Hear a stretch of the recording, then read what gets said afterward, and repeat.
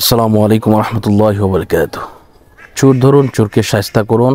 আপনার মাল যদি চুরি নিয়ে থাকে, সেটা স্বর্ণের গয়না হোক, টাকা পয়সা হোক, গাড়ি হোক, যে কোনো কিছু হোক, যদি আপনি আপনার সেই চুরি নিয়ে যাওয়া মাল যদি আপনি ফেরত পেতে চান, তাহলে সত্যিকারের কোন আমলটা দিয়ে আপনি নিয়ে আসতে পারেন। ইউটিউবে অনেক ভিডিও দেখা যায়, কিন্তু আমাদেরকে বুঝতে হবে প্রকৃতপক্ষে কোন আমলের মাধ্যমে আমরা আনতে পারি। আসলে দেখেন, আল্লাহ পাক রব্বুল আলামিন আমাদেরকে দয়া করে মায়া করে কোরআনের মধ্যে একটি আয়াত নাজির করে দিয়েছেন।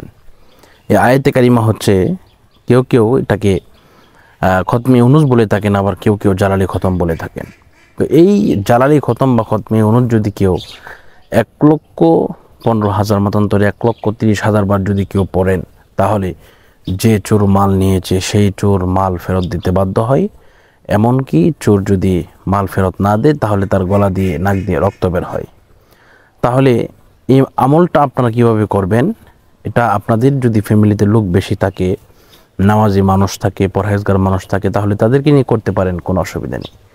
আর যদি আপনাদের সময় না থাকে বা লোক না থাকে, তাহলে আমাদেরকে বললে আমরাও আমাদের ছাত্রদের মাধ্যমে ইনশাল্লাহ পড়ে দিতে সক্ষম হব। আমাদের সাথে যেভাবে যোগাযোগ করবেন, এই নাম্বারে যোগাযোগ করবেন 01643063744। এই নাম্বারে যোগাযোগ করলে ইনশাল্লাহ আমাদেরকে পেয়ে যাবেন। তো বিষয়টা হচ্ছে, এটা কীভাবে করবেন?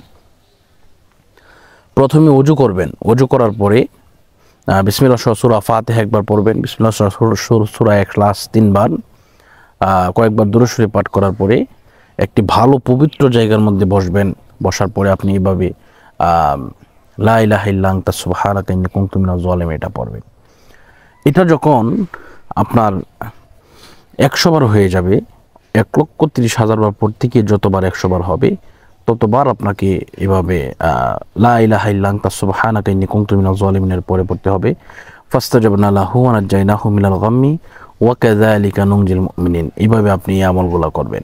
তো আলহামদুলিল্লাহ, এই আমলগুলো যদি আপনি করেন, দেখবেন ইনশাল্লাহ আপনার মাল যে চুরি নিয়েছে তার অ্যাকশন শুরু হয়ে যাবে, তার শরীরে জ্বালাপোড়া উঠে যাবে। সে যদি মাল ফেরত না দেয়, এমনও হতে পারে যে তার মৃত্যু পর্যন্ত ঘটতে পারে, সে যদি অতিরিক্তভাবে আপনার বেশি কোনো ক্ষতি করে থাকে। তো এজন্য আপনারা এই আমলটা করতে পারেন। আসুন এই আমলের একটি নিদর্শন আপনাদেরকে দেখাই। তা হচ্ছে,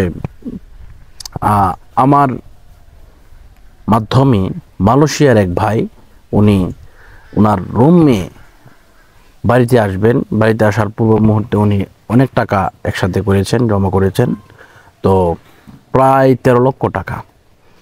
তো ওনার রুম থেকে 12 লক্ষ টাকা হারিয়ে গেছে। 13 লক্ষ টাকায় হারিয়ে গেছিল, তো 12 লক্ষ টাকা ফেরত দিয়েছে এটা পড়ানোর পরে। তো বিষয়টা হচ্ছে, এটি একটি বড় খতম, এটি একটি বড় একটি দোয়া।